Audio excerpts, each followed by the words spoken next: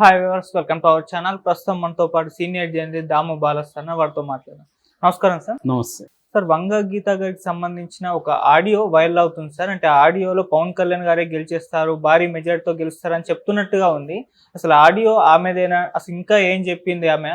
అయితే ఈ నేపథ్యంలో ఆమె అంటే వంగ గీత గారు పవన్ కళ్యాణ్ గారికి సంబంధించి, మెగా ఫ్యామిలీకి సంబంధించి ప్రశంసల వర్షం కురిపించిందని కూడా అంటున్నారు. దీంట్లో నిజమెంత ఉంది సార్? ఈ మధ్య పిఠాపురం మీద బాగా ఫోకస్ పెరిగింది. అంటే గత కొంతకాలం నుంచి పిఠాపురం అండ్ కుప్పం ఈ రెండు వాటి మీద బాగా ఫోకస్ పెరిగింది. కుప్పంలో చంద్రబాబు ఓడిపోతున్నాడని కూడా ఒక నెరేటివ్ బలంగా వినిపిస్తుంది. దానికి కారణం ఏంటంటే చంద్రబాబు ఇప్పటి వరకు గెలిచిన దానికి కారణం దొంగ ఓట్లని. దాదాపు 35 నుంచి 55 వేల ఓట్లు అక్కడ దొంగ ఓట్లు ఉండేవి. దాన్ని పెద్దిరెడ్డి ఏరేసి రివర్స్లో వైసీపీ దొంగ ఓట్లు క్రియేట్ చేశాడు. అందువల్ల అక్కడ చంద్రబాబు ఓడిపోయే అవకాశాలు ఉంది అని ఈ మధ్య వినిపిస్తుంది. అదేవిధంగా రెండవ ఇంట్రెస్టింగ్ నియోజకవర్గం పిఠాపురం మీద కూడా రకరకాల కథనాలు వస్తున్నాయి. ఈ మధ్య పిఠాపురంలో కూడా పవన్ కళ్యాణ్ టఫ్గా ఉంది పవన్ కళ్యాణ్ పరిస్థితి అని కూడా ఒక కథనం వస్తుంది. ఈ రెండు కథనాలు ఇలా రావడానికి నేపథ్యం ఏంటంటే బెట్టింగ్ బ్యాచ్. నేను ఇంతకుముందు చెప్పినాను, వాళ్ళు ఒక మైండ్ గేమ్ ఆడతారు. అంటే ఎవరు గెలుస్తున్నారు అనేది ఒక రాంగ్ అజంప్షన్ క్రియేట్ చేసి తాము లాభం పొందాలనుకుంటారు. ఇది ఒక పెద్ద సిండికేట్ నెట్వర్క్ అనమాట. సో దీనికి కొన్ని లక్షలు ఖర్చు పెట్టి వాళ్ళు ప్రచారం నిర్వహిస్తూ ఉంటారు. ఎందుకంటే కోట్లల్లో నడుస్తుంది కాబట్టి, వేల కోట్లలో బెట్టింగ్ నడుస్తుంది కాబట్టి, సో లక్షల్లో ఖర్చు పెట్టి వాళ్ళు ఒక ఫాల్స్ ప్రాపగండాని క్రియేట్ చేస్తుంటారు. సో ఆ నేపథ్యంలో మనం కానీ చూస్తే వంగ గీతకు సంబంధించిన ఒక ఆడియో వైరల్ అవుతుంది. అందులో ఫుల్ ఆడియో లేదు, అది వీళ్ళకి కావాల్సినంత వరకు కట్ చేశారు. అది విన్నా కూడా మనకి ఎవరికైనా బ్రెయిన్ ఉండేవాడికి అర్థమవుతుంది. కానీ వాళ్ళు దాన్ని రివర్స్లో వ్యాఖ్యానిస్తున్నారు. అందులో ఆమె ఏం చెప్తుందంటే, పవన్ కళ్యాణ్ ఒక పార్టీ అధ్యక్షుడు ప్లస్ ఆయన హీరో కదా, సినిమా హీరో. అందుకని ఆయనకి మ్యాక్సిమం అంటే 70 నుంచి 90,000 ఓట్లు పడవచ్చు అనేది ఆమె చెప్తుంది. కానీ దాన్ని వీళ్ళు ఎలా అంటే లాస్ట్ ఇది సరిగ్గా వినబడట్లేదు. అందుకని వీళ్ళు ఏం చెప్తున్నారంటే 70,000 నుంచి 90,000 మెజార్టీ వస్తుంది పవన్ కళ్యాణ్కి అని చెప్తున్నట్టుంది. మామూలుగా మనం కామన్ సెన్స్తో ఆలోచిస్తే ఆమె అంత ఓడిపోతానన్న ఫీలింగ్ ఆమెకి వాయిస్లో కానీ ఎక్కడా లేదు. ఆయనకి అంత మెజార్టీ వస్తుందని చెప్పడానికి ఆమె ఒక క్యాండిడేట్గా బాధ ఉంటుంది కదా, నేను ఓడిపోతున్నాను, అంత మెజార్టీ ఆయనకి రాబోతుంది, ఇవన్నీ మాట్లాడాలి కదా. అదేమీ లేదా, దాంట్లో ఏముందంటే మ్యాక్సిమం 70 to 90,000 వస్తే గొప్ప అన్నట్టుగా ఆమె చెప్పింది. అంటే మొత్తం ఓట్లు పవన్ కళ్యాణ్కి 70,000 నుంచి 90,000 రావచ్చు. అక్కడ 2,30,000 ఉంది, 1,80,000 పైన పోలైనాయి.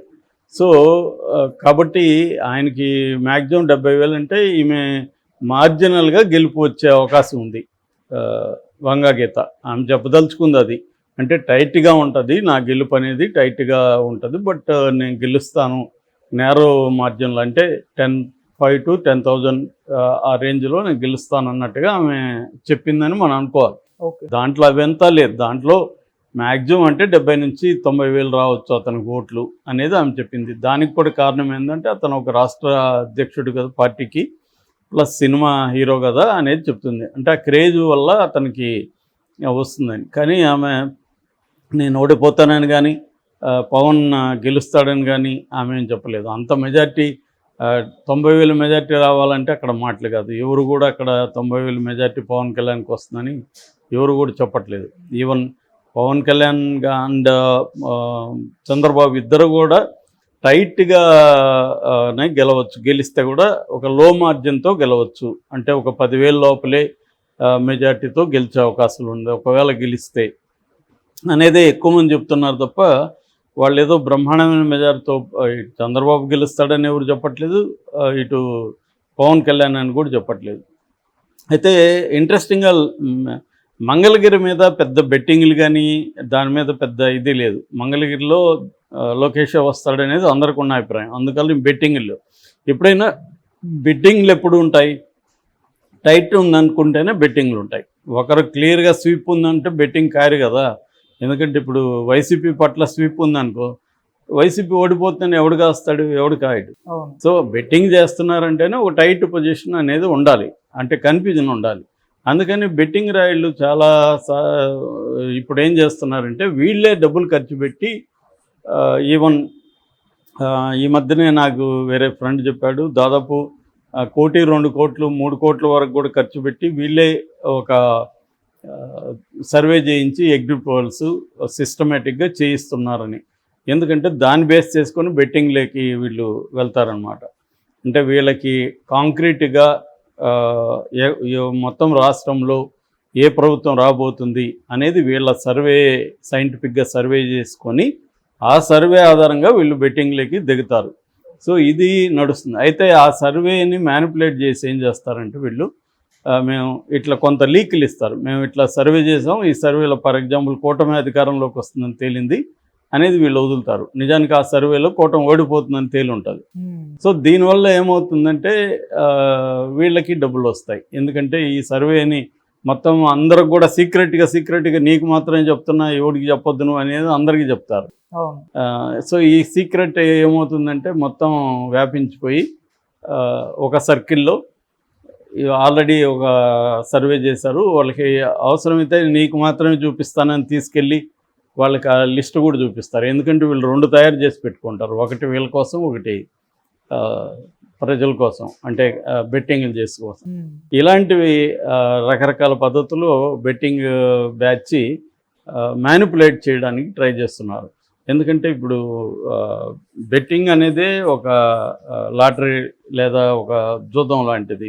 ఎగ్జిట్ పోల్స్ అనేవి ఎగ్జాక్ట్ పోల్స్ అనేది చెప్పలేరు, ఎగ్జాక్ట్గా పోల్ రిజల్ట్ ఉంటుందని. ఎందుకంటే ఫర్ ఎగ్జాంపుల్ ఛత్తీస్గఢ్లో మొన్న ఎలక్షన్ జరిగినప్పుడు కాంగ్రెసే మళ్ళీ వస్తుంది అన్నారు, అక్కడ కాంగ్రెస్ రాలేదు.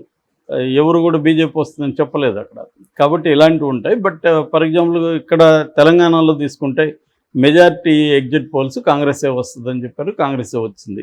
అలాగా ఓవరాల్గా ఎగ్జిట్ పోల్స్ని మనం తీసుకున్నప్పుడు అప్పుడు చెప్పచ్చు, అప్పుడు మనకి పిఠాపురంలో కూడా ఎవరు వస్తారనేది చెప్పచ్చు. ఏదేమైనా పిఠాపురంలో టైట్గా ఉందనే మాట వాస్తవం. నిన్న వర్మ కూడా అక్కడ ఆందోళన వ్యక్తం చేశాడు, ఇక్కడ అల్లర్లు జరిగే అవకాశం ఉంది, అందుకని అక్కడ ఎస్పీని కలిసి కేంద్ర బలగాల్ని అదనంగా రప్పించమని చెప్పాడు. ఎలక్షన్ కమిషన్ కూడా ఓవరాల్గా మొన్న జరిగిన తిరుపతి కావచ్చు, తాడిపత్రి కావచ్చు, తర్వాత మాచర్ల, నర్సరావుపేట ఈ ఏరియాలో జరిగిన వైలెన్స్ని దృష్టిలో పెట్టుకొని పెద్ద ఎత్తున ఇప్పుడు చర్యలు తీసుకుంటుంది. టపాసులు ఆ రోజు కాల్చకూడదు, బహిరంగంగా ర్యాలీలు చేయకూడదు, కౌంటింగ్ రోజు చేయకూడదు అని చెప్పి పెద్ద ఎత్తున బలగాల్ని దింపడం. తర్వాత పోలింగ్ అయిన తర్వాత కూడా ఒక 25 రోజుల పాటు ఒక 30-35 బెటాలియన్స్ని అక్కడే ఉంచడం ఈ సెంటర్స్లో. ఇవన్నీ చర్యలు తీసుకోండి. ఎందుకంటే మొత్తం ఈసీ ఫెయిల్యూర్ వల్లనే ఇది జరిగిందనేది అందరూ కూడా ఇప్పుడు చెప్తున్నారు. సో అందుకని కనీసం ఇప్పుడైనా లేటుగా అయినా ఈసీ మేల్కొని కొన్ని చర్యల్ని చేపట్టింది. అందుకని ఈరోజు కూడా తెలుగుదేశానికి సంబంధించిన మాజీ మంత్రులు దేవినేని ఉమ కావచ్చు, కొల్లి రవీంద్ర కావచ్చు, ఇలాంటి వాళ్ళందరినీ హౌస్ అరెస్ట్ చేసింది. మాచర్లు వీళ్ళు వెళ్తారంటే వెళ్ళొద్దని చెప్పి. ఎందుకంటే ఇలాగా వెళ్ళే గతంలో కూడా అల్లర్లోకి వీళ్ళు కారణమయ్యారు. ఆమె గతంలో టీఆర్పీలో ఉన్నింది కాబట్టి ప్రజారాజ్యం పార్టీలో. నాకు చిరంజీవి అంటే చాలా ఇష్టం, ఇప్పటికి నాకు గౌరవం ఉంది ఆయన అంటే. కాబట్టి ఆ ఫ్యామిలీ మీద వ్యక్తిగతంగా మాట్లాడకండి అనేది ఆమె విజ్ఞప్తి చేసింది. Okay sir, thank you so much.